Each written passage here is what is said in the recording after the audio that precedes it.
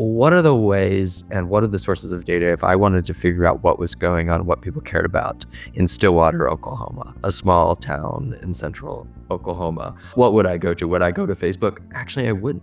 Would I go to the newspaper? Maybe. It depends. But what are the other sources? How do we understand it? Where do we need to go find those? And we find that everywhere around the world, there are surprising sources of data that we don't expect to be the most important, whether it's the restaurants talking about what's going on in the city on their blog. Sometimes is much better than trying to aggregate all the social media accounts into a city and figure out what everyone is saying on social media.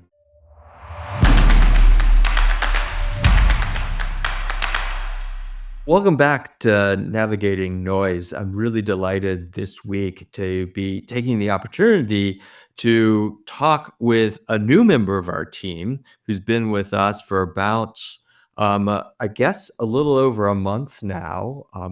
Erol Yayboke. So I got to know Erol several years ago when we were introduced to each other, and maybe Erol, you can tell this story in a little bit better fashion, but we were introduced to each other. We ended up collaborating on a piece that came out in Politico on sentiment towards Vladimir Putin around the war. We've kind of stayed in touch, and Erol went from, as a senior fellow at CSIS, over to USAID in an appointment there. In the Biden administration, and then from there went into a senior role at DOD. And so we'd stay in touch and kind of traded, kind of notes on a very few, kind of high level things every now and then. But it kind of really delighted that the opportunity came up to bring Erol in full time at Filter Labs, and we're just really delighted that he's here. So we thought we'd take this opportunity. This is a little bit outside of the norm of what we do, of finding really interesting, outsider guests to bring in a different perspective, is to kind of treat a member of our team somewhat as someone who can bring outside perspective as well. It comes with a really rich set of experiences, which I hope he'll tell us a little bit about his background and where he grew up, and all the various experiences he had that are really super relevant to what we're trying to do often is understand places that are poorly understood, particularly using data and the kind of techniques that we have and capabilities to do that from afar. So that's really broad, quick introduction, Erol, and there's so much more I could say about you, of course, but welcome to Navigating Noise. It's really wonderful to have you here, talking to you, of course, as well as having you with us here at Filter Labs. Thanks for having me both at Filter Labs and on Navigating Noise. Longtime fan, first time caller. The story that you told earlier is a one that really sticks out in my mind, and ultimately I think was the genesis or the beginning of me ending up here. And when I was at the Center for Strategic and International Studies, a Washington-based think tank that I'm sure a lot of your sophisticated leaders have heard of, sophisticated listeners have heard of. One of the things that I looked at was human mobility. I also looked at state fragility, which is sort of how stable are countries. Leaders say certain things, but remember Muammar Gaddafi up until basically the moment of his death was yeah, I'm in total control. And so should you listen to the leaders themselves, or what is actually going on? And so when Russia invaded Ukraine in 2022, I think you and I had been put in touch by a mutual friend, and we sat down, and I was like, look, all the messaging coming out of Moscow is Russians are really into this, everybody's on board, Mother Russia. But then basically split screen that with, they had just done a conscription call. And so you had all these young Russian men mostly trying to flee Russia. And you're like, wait, what's going on? And so I was just like, Jonathan, I'm really frustrated with I can't really understand what's going on, because we're getting everything through the sort of the propaganda filters, and he was like, "Funny you mentioned that. I've got this company, and we could do this thing." And so I think there began not only a partnership, but a friendship around these, trying to understand what people actually think in tough places. That particular piece, which ended up being in Politico, I point to as a really good example because it's like, look, propaganda does work, but what we found and what you found through your um, tools and filter labs at the time was like the propaganda works, but for a decreasing amount of time, each time. It's sort of like the boy who cried wolf, like there's just diminishing returns to each time you do that. Yeah, it was actually a really, like, great piece. I remember this because there was, like, this, like we had been seeing this, like, pattern happen, and it was about on average, like, 14 days, these oscillations, and realizing they were so consistent across it. We also even saw it in, like, American political campaigns. So interestingly, that like American political campaign, which high octane information flowing environment by people who have real interest in wanting people to think something, and the Kremlin were looking very similar. And it was funny that like no one noticed it. And that was why I was kind of like, why don't people know? Like, we were kind of looking around, do other people see it? Other people? And we're like, then we're eventually getting to some people who do really trackers, like, oh yeah, there's this pattern.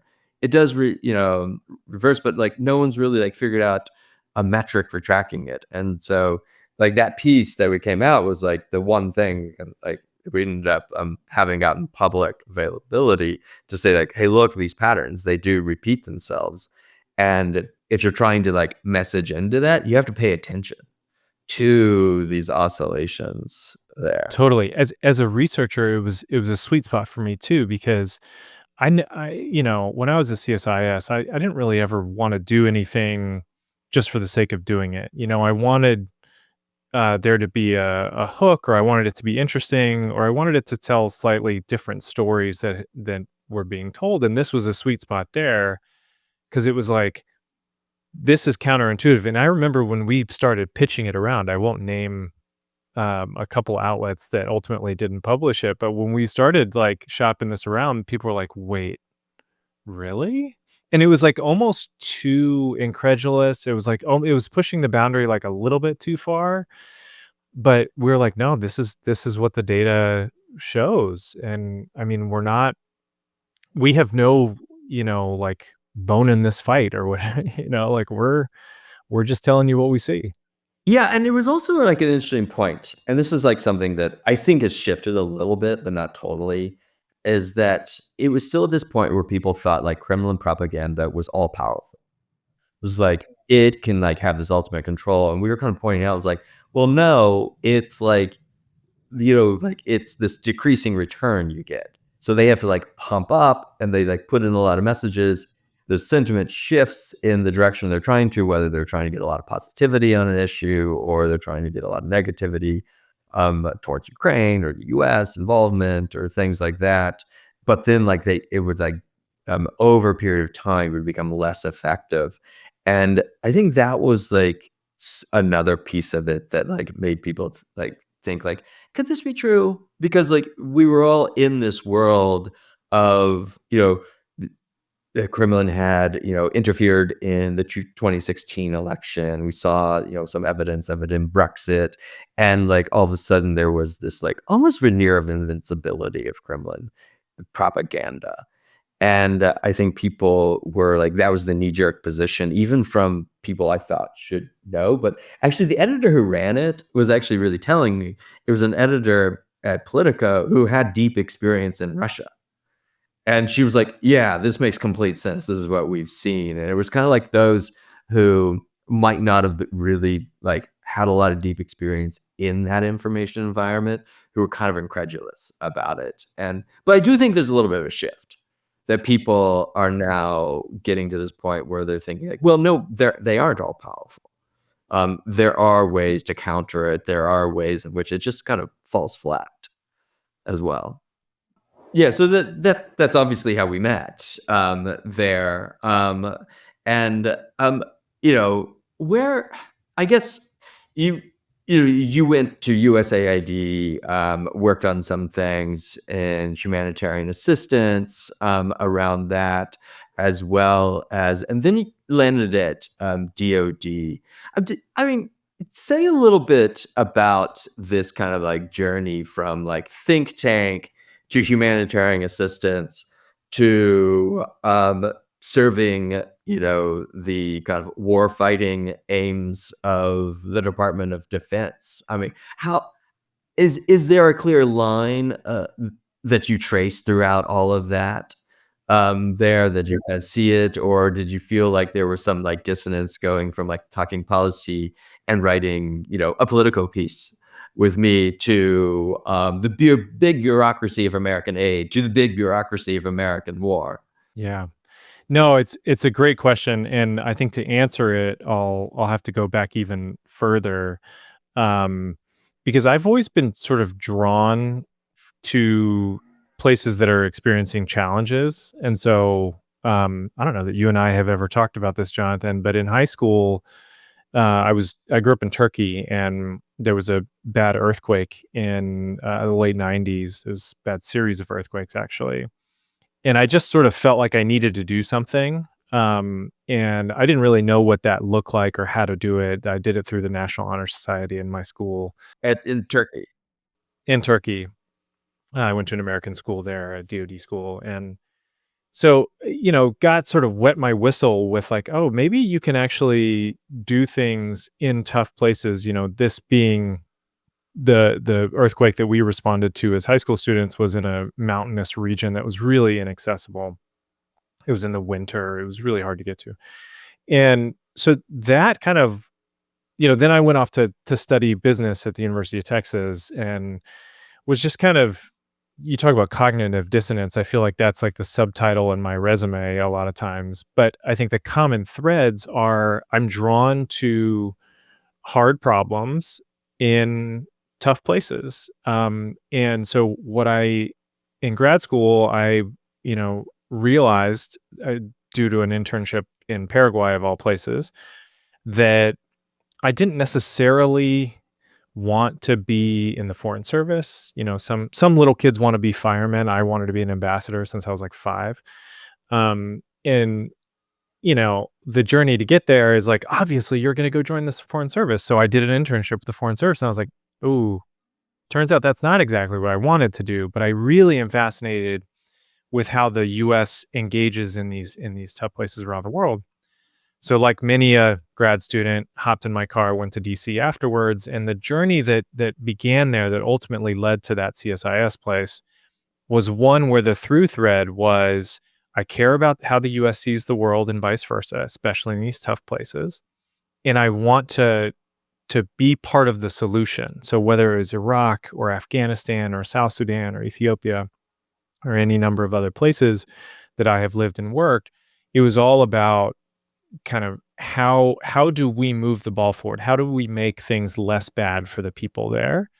Um, and it's sort of surprising the overlap in skill sets between, say, the intelligence community, the defense community, especially on the civilian side, and the humanitarian and or development community. These are people that just know how to get stuff done, right? And they know how to execute when it's not real easy. You can't just go to the Safeway and get a thing. You really have to think creatively about solutions. So when I ultimately came to CSIS, I tried to bring a little bit of that energy. Like, okay, who's in power? Who are the policymakers? When I first came there, it was the Trump administration. So it's like, okay, who in the Trump administration is trying to do good work? Who's trying to? I looked at development and finance with a colleague of mine there. Who's trying to do the right thing and make the institution stronger? Let's try to give them the ammunition that they need. And then I moved on to doing my own project that was more on state fragility and human mobility, which finally brings us to this transition into government. The USAID piece was really about kind of humanitarian community being able to communicate with the international finance community.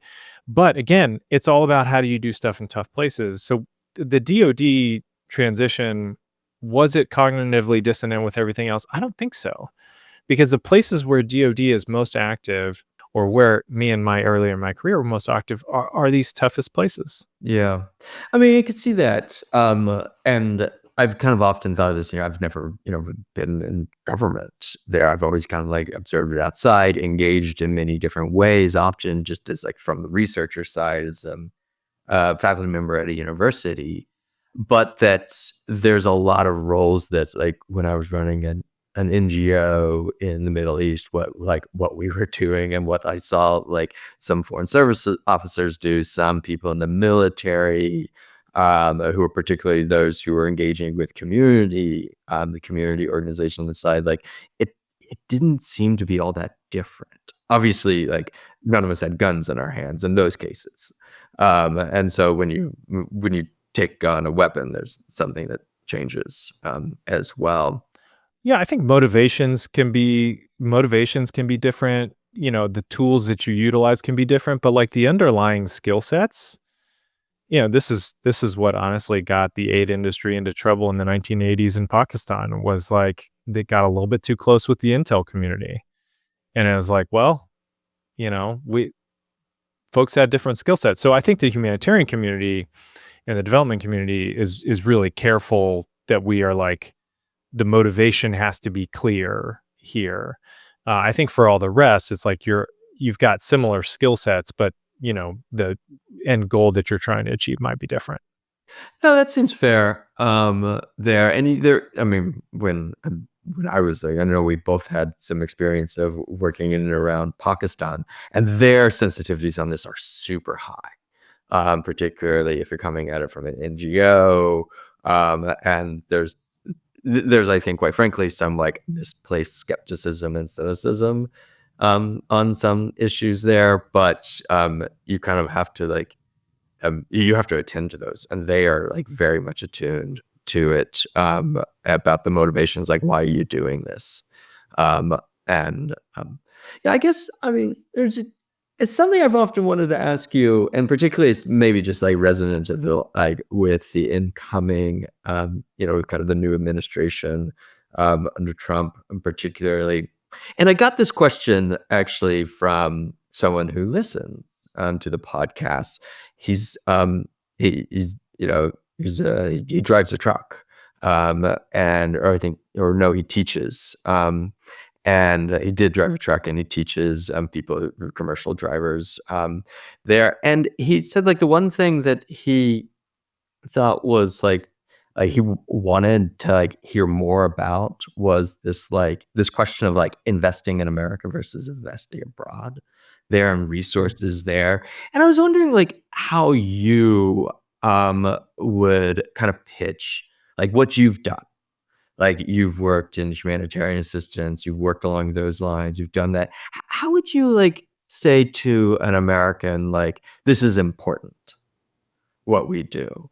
Look, first of all, it's good to know that you've got commercial trucking as a core listening group on this Navigating Noise podcast. I look, if I was in a truck or a car for long hours, I would be looking for similarly nerdy podcasts, I think. So, my hat's off to that person.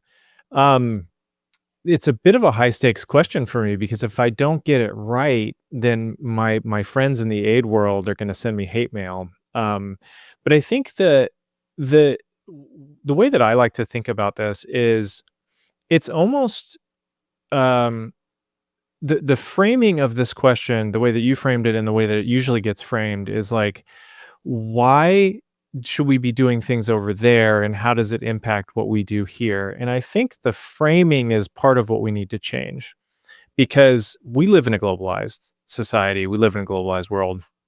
It's not just media consumption, it's supply chains, it's global security. We rely on one another. We cannot, there is no wall high enough to to keep everyone out, or to shield us from the rest of the world. And nor should we look to do that, because that ultimately is not in the best commercial and national security interest of the United States. um what is in the interest of the United States is a world that plays fair by an established and agreed upon set of rules. That is a system that we helped set up in the wake of World War II that has benefited us vastly, economically, socially. I mean, we are stronger as a country. We are the global leader, singular, because of this system that we helped build and that we have led.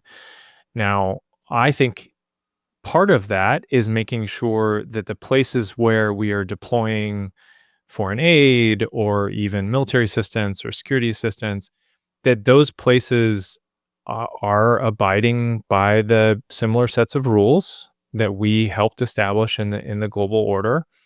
Um, Not to say that we shouldn't talk to and work with people who don't. We will have to do that, especially since those folks have alternatives, for example, in China.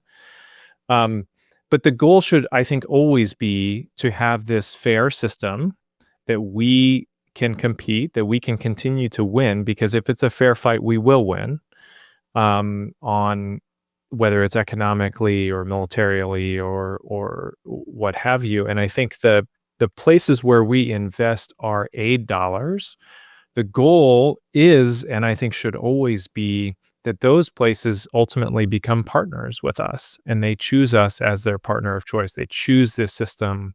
They want to be more integrated into the rules-based international order. Yeah, there's uh, I think that's a helpful framing of it, and it kind of reminds me of we had a podcast guest a couple weeks ago, Adrian Paps. He's the deputy director at the National Institute for Economics and Social Research. He's written some stuff on like what a post-liberal um, foreign policy should look like, and Chris Murphy, senator from Connecticut, has also actually like talked about this and like has crafted this vision of it. And it was one in which I think broad terms, and I'll probably get corrected about not getting as precise, but in broad terms, it was about caring about the impact on actual local human beings there on and I think for both of them, they think we should take both also the domestic side and the foreign side there, that we should be able to like enriching and caring for local communities, the people there, the institutions that they kind of rely upon, and things that somehow break those down, make those harder, shouldn't be, kind of prioritized on it, or should be avoided altogether on it.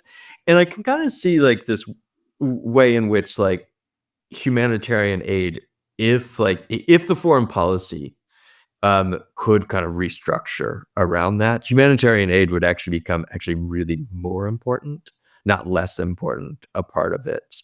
Kind of making sure that local capacity building is there. Let me just throw it back to you. Like, what do you make of those projects or suggestions on it on I, the I whole? I think that's spot on. I think Chris Murphy is one of the sort of decaffeinated realists that we need, thinking about these big questions ultimately. And I think he's 100% right. I'd also, Jonathan, love to hear what you have to say on this too. I mean, you I think very eloquently summarized their thoughts, but I'm sure Jonathan Teubner has his own take on this. I think the thing that I would add is also, yes, it is like one, it's not binary. One does not come at the expense of the other. Um, yes, there is finite amount of money that can be spent in the US government, and we have a deficit problem. All of those things are true. The money that we spend overseas is very small compared to the amount of money. The amount of money that we spend overseas on things like foreign aid, even if you include all of the State Department, all of the embassies, et cetera, everywhere, is less than 1% of the overall federal budget. Um, if you ask Americans what they think that number is, they think it's like, oh, 10, 15%. We're spending all this money overseas. It's not that. So I think this is an and. Like, we have to take care of those communities that I think very justifiably feel left behind in the United States? Absolutely. We can do that. We can walk and chew gum at the same time. We can do that and help those communities overseas be part of the global order as well. But what do you think, Jonathan? I mean, yeah, I guess. I mean, I don't feel like I really have like the answer to it. I see the problem there, and I guess some of it is thinking back to friends, family, and things like that, where I grew up in Oklahoma. Like how are they connected to some of these problems, and also in there's like similar places and people in the world there. I guess one way that I think we could think about it is uh, prioritizing trying to get below elite opinion in both contexts, trying to figure that out, trying to figure out like, okay, in these particular contexts, let's not try to like flatten it all out. Let's not try to make it into this situation that like all these people in this large, internally diverse thing are all going to say the same. And let's attend to local variation. Let's attend to local difference much more, and let's try to figure that out. Just as though like friends, family back in Oklahoma, they're going to think differently from, a lot of people I interact with on a daily basis here in Cambridge, Massachusetts.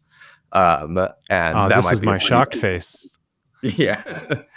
Yeah, that might be like the most obvious statement one could ever make. We're here in the so-called People's Republic of Cambridge, of course, but there's similar like divergences there, and actually, because I mean, we put a lot of resources as America into understanding things and into like addressing things globally, but there there's still a pretty big gap in our knowledge about what's going on at the local level.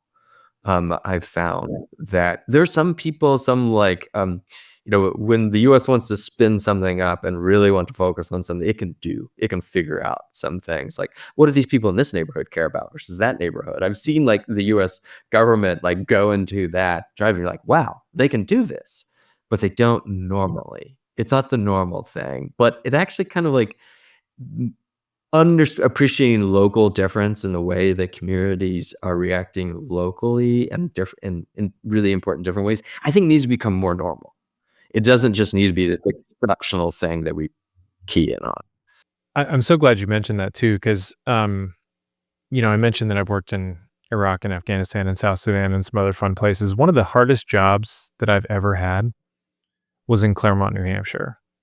I worked in a political cycle where um, Donald Trump, Bernie Sanders, and Hillary Clinton were all running for the New Hampshire primary. Obviously, different parties, but what my job was to be in this town in Western New Hampshire that is a lovely town, and some dear friends still live there, and I hope they listen to this podcast because they will know that I am sincere in how much I love that part of New Hampshire and those people. But it is a place that has really suffered from the opioid epidemic. It's was sort of passed up by one of the highways or two of the highways, and so there's sort of like an economic depression situation going on there. And I think whether these 2015 presidential primary voters, whether they were leaning Trump, whether they were leaning Clinton, whether they were leaning Sanders or anybody else, they had a similar diagnosis of the challenge facing their community. And let me tell you what was not actually that useful in talking to them. My experience in Iraq and Afghanistan and other, no, you had to meet them where they were and the challenges that they face. I mean, they found, I think, me interesting in a similar way that like people find zoo animals interesting, but like you to actually connect with them, you had to really truly understand their issues. And I think that whether it's Oklahoma or Western New Hampshire or anywhere else, that's missing. And that sort of local disaggregated understanding of how people are feeling is certainly the direction I hope we're going in. Yeah, and I think one thing, I guess like I said, the filter lab side of my brain kind of like keys in a little bit is like, how do we get that? like, what are the things and, like, this was, like, early on, like, or how do we have access to what they're doing, and particularly, like, and sometimes, like, the challenge I've often, like, posed to myself was, like, "Okay, I'm sitting here in Cambridge, Massachusetts." Or, like, I think when we were, like, starting to develop filter labs, I was sitting in Berlin, Germany. I was sitting far away. I was like, what are the ways and what are the sources of data if I wanted to figure out what was going on, what people cared about in Stillwater, Oklahoma, a small town in central Oklahoma? What would I go to? Would I go to Facebook? Actually, I wouldn't. Would I go to the newspaper? Maybe. It depends, but what are the other sources? And I think like that's really been kind of at the core of like what um tried to do is like that challenge is like, okay, when I go to and how do we understand it? Where do we need to go find those? And we find that like everywhere around the world, like there are like surprising sources of data that we don't really we don't expect to be the most important, whether it's the like actually like business like restaurants talking about what's going on in the city on their blog sometimes is much better than trying to aggregate all the social media accounts into a city and figure out what everyone is saying on social media.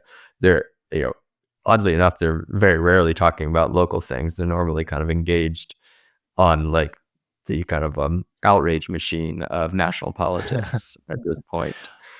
I was gonna ask you, you mentioned the restaurant example, but, like, what are some crazy sources of data that we wouldn't even I'm thinking of Stillwater, Oklahoma, like, are folks on, like, the Ace Hardware chat group or, I guess what's the I'm from Texas, so I feel like I can say that with love in my heart, just across Yeah. the Red River, but Yeah, sadly, Ace Hardware, I think, has been surpassed by Lowe's. That's something that, was still held against Lowe's, even though it is a little bit more convenient.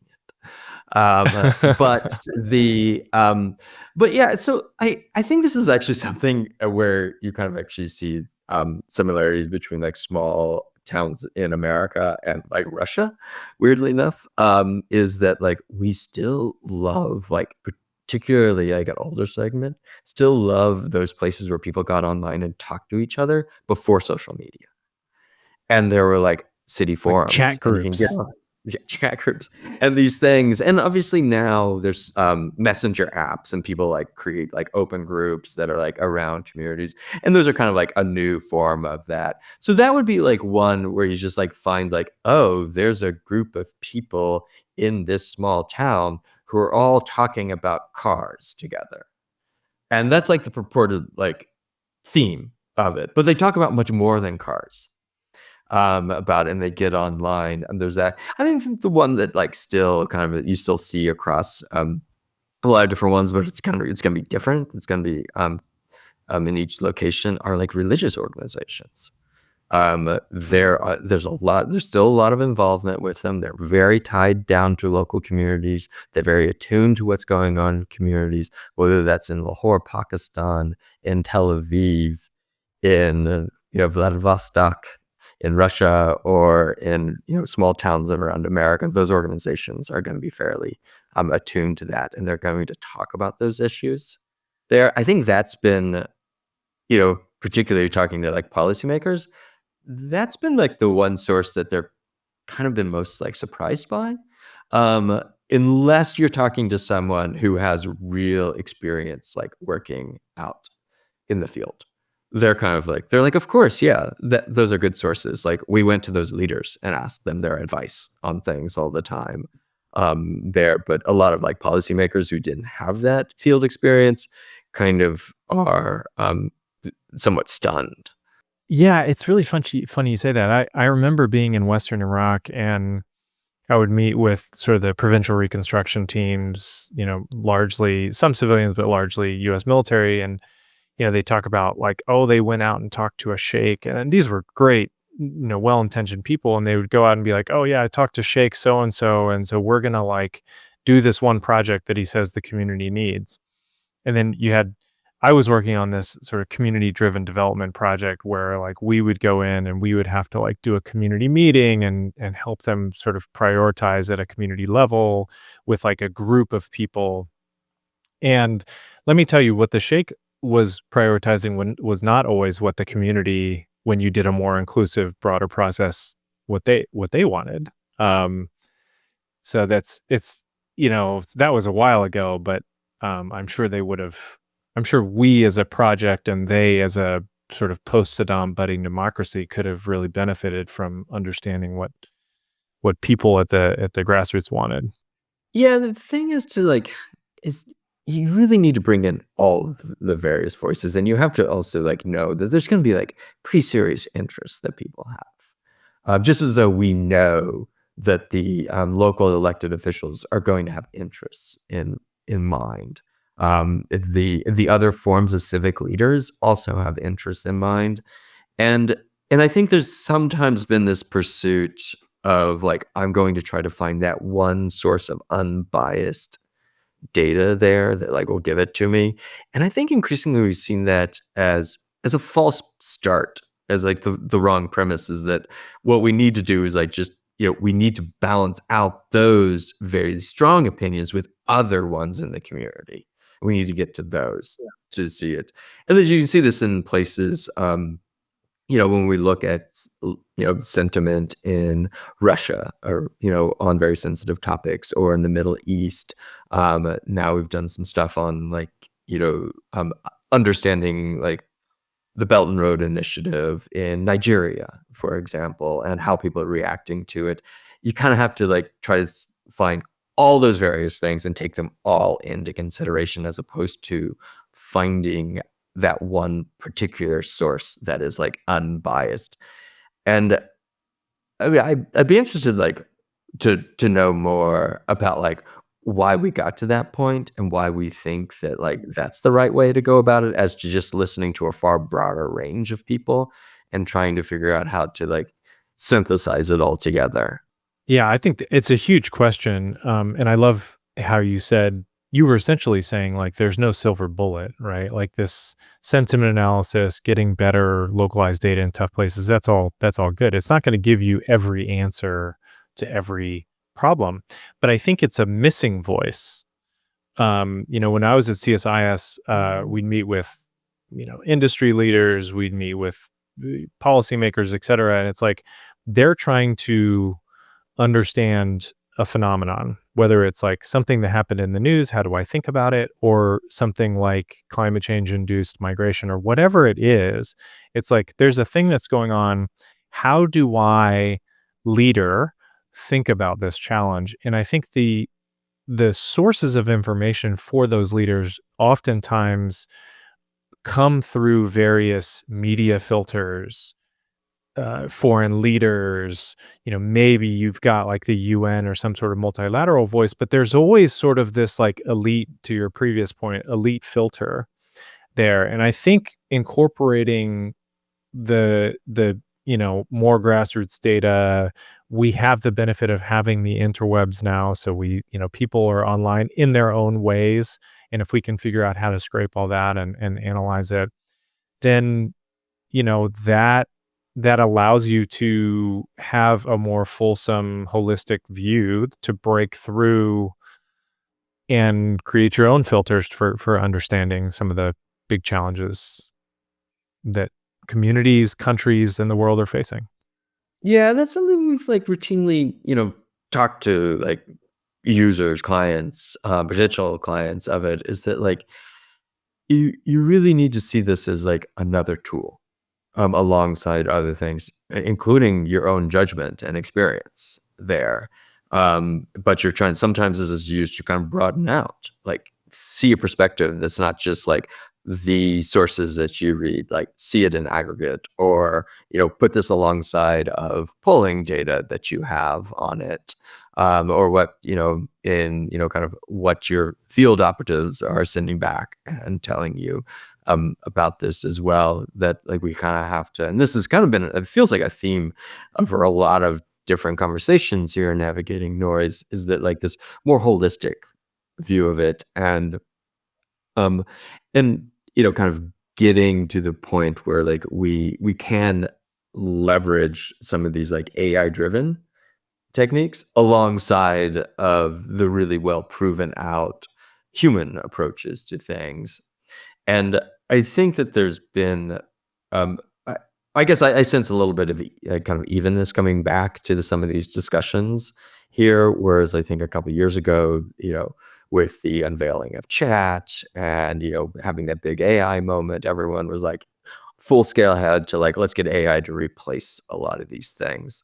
I think we kind of see the limits of the technology.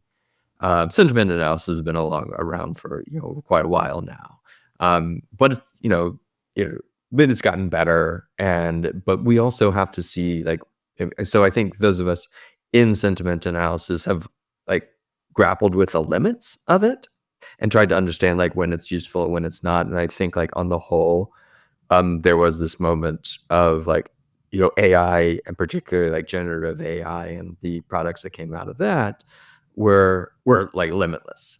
Because the producers of them, those who were, in position to make lots of money on it, were telling us that they were potentially, silver bullets without limits and things like that. And I think we've come around to seeing it. So I do think I guess I'm like cautiously optimistic about like we're actually in a fairly healthy place on this, or we're trending in the right direction, on like the balance, like how we integrate new technologies and how they add value and not just like attempt to replace it. And that means in most cases it's going to be subtraction, not addition.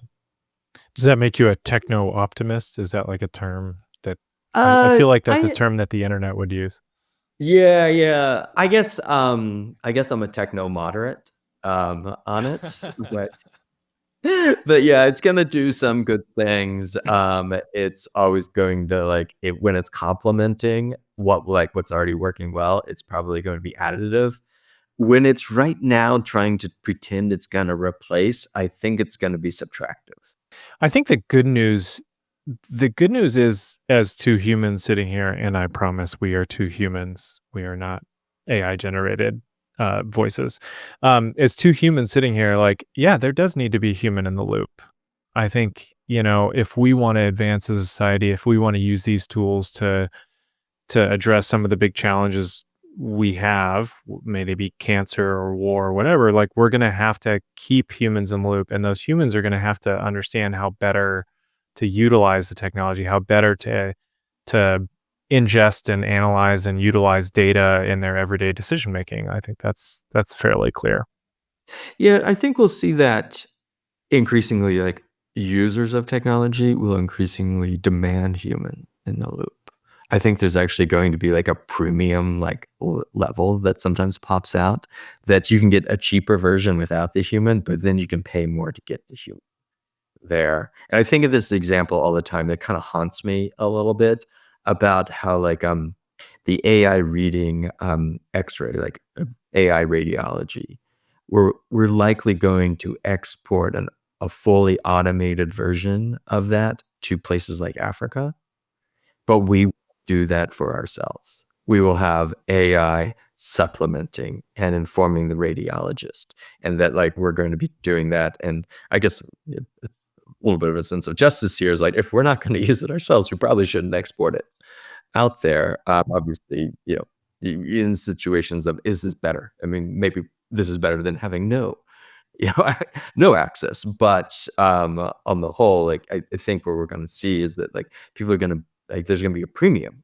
for humans in the loop, and I think and this is kind of where at Filter we've kind of like tried to every company tries to aim right at the bullseye at it, but we've tried to like think about like what's the way that technology, some of these new automated techniques can integrate really well into workflows, whether it's the like journalist workflow, the analyst workflow, someone who's trying to figure out like where are macro trading opportunities and things like that. Is that like how does this like integrate into it, add value there and supplement what they know and not try to like do it for them. Yeah. Yeah, that makes sense. And consider me a techno moderate then too. Yeah. So we're like as yeah, we're taking a stand here on techno moderation. But we're here at the I guess just the last few minutes of it here, and I guess there's been I guess it's quite frequently like we didn't really plan for this. I think we planned for some questions, and these weren't them at all. And but this always happens. It's just like, I guess that's something like, oh, I want to talk about that now. Not what I thought I was going to talk about earlier this week. This might be like a real weakness of navigating noise. But like, what's like? I guess in your like, I kind of just want to lean on you as a policy guy there, and like, what's next in like, particularly when it comes to like foreign policy thing, like what's next, like, and where do you think DC is going on it? I think there's been a lot of emphasis on like the differences between administrations there. I mean, we've kind of like seesawed between Trump, Biden, Trump there, and I guess I'm seeing you know there's clear differences. Obviously, I don't think that would surprise anyone. And Biden was clear that he had differences from Trump, and Trump has been very clear that he has differences from there. But where do you think where do you think this is going? And I'm actually particularly interested in like where the overlap is. Yeah. Well, if you're sitting in the People's Republic of Cambridge, what does that make me down in Washington, D.C.? The rarefied yet slightly polluted District of Columbia Yeah, air or something? I thought we just called it swamp, right? Yeah. Swamp. Oh, yes, it is the swamp. Yes, coming to you live from the swamp. Um, Look, I think it's the question. I think it's question that people love to worry about. If the question, and this was not your question, if the question is what is the Trump administration going to do? I think that if anybody says that they know for sure what that is, either they are the Trump administration and they have an inside track, or they're lying to themselves and you. Um, not, I mean, that's not a value judgment. That's just like that is the way that they did it in the past, and all signals are that they will continue to sort of play by their own rules and do things by their own way. That having been said, and I love the end of your question there, which is, what are some of the areas of overlap? Look, I think some of the challenges that the Biden administration faced are they didn't vanish on January 20th. Um, China is still poses a big challenge, a big strategic competition to the United States. They continue to saber rattle in the Taiwan Strait. North Korea continues to test missiles. Russia has continued to be challenging for all of its neighbors, most notably Ukraine, but quite frankly, all of its neighbors.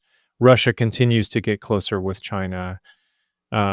Iran has certainly seen some setbacks in the Middle East, especially in their Iran-aligned militia group category, but you've still got the Houthis and others that are posing big challenges. So whether you take a different approach or not, if you're the Trump administration vice the Biden administration, the challenges are the same. And some of the things that the Biden administration started, early signals are that the Trump administration is not totally allergic to. For example, defense tech and innovation and getting new entrants into the defense industrial complex, which people love to hate. That momentum started under the Biden administration. I think the Trump administration has realized that that's something that they want to do. They want to continue. Maybe they'll do it in slightly different ways, but the goal is the same. We can't wait for a challenge to present itself and for 5 years to go by while we're developing the world's best plane. And then it's finally tested after 5 years. Like those days, I mean, maybe that's going to continue. I'm not the world's expert in this, but like the Ukraine has shown, the Middle East has shown that our adversaries, our competitors are evolving very, very quickly. And if we don't evolve to keep up with them, then we're going to fall behind. And I think that's I don't think that's a Republican or a Democrat thing. I think that's just like, this is the challenge that is presented. We have good momentum in a certain area. let's keep it going. Yeah. Well, that's encouraging to hear. And it does strike me as like a lot of things because like you said, like the world is like structured in some way, and there's actually a weird like more limitation on what one administration can care about because they have to kind of care about the urgent. I was talking a couple of weeks ago about with a very senior analyst on Russia at the State Department, and I was saying something like, "Oh, it seems like the incoming Trump administration isn't going to emphasize this," and he says, "Well, every incoming administration realizes like everyone tries to de-emphasize Russia." Whether it was like Obama or whether it was like Trump, it was like no one like really wanted like no one wants this to be their focus. But this is like every administration has to come to terms with like they can't ignore it because Russia's really good about causing something and getting it into the media. And then a lot of media, and so then they have to respond in such a way that like some of these things like we're gonna like make a big like pivot or switch or change is like it's hard to do in a world in which like these other very powerful actors can can change the like the realm in which we act pretty quickly and can make themselves an urgent problem sometimes overnight. I had a boss who basically framed it as like we the United States have never had the luxury of dealing with one challenge at a time. And so remember Obama's pivot to Asia? Um, that was the right thing. You know, it was an acknowledgement that our greatest strategic competition was with China. And goodness knows the Obama administration, the Trump administration, first time, and the Biden administration, we've been trying to do something different in the Middle East, and the Middle East keeps reeling you in. Yeah, To and your that's point, yeah. Yeah, it's not going away. Russia's probably not going away, and the China problem's gonna grow. So, well, how about that for optimism? And as my friends at the Pentagon would say, no plan survives first contact. yeah. Well, that's a helpful final word. Anyway, well, it's been a real pleasure, Errol, and I'm delighted to join the team, and perhaps you'll be joining us occasionally here as well on this. But thank you for joining us, and yeah, and I'm sure our listeners will really enjoy this as well. Great. Thanks for having me, Jonathan.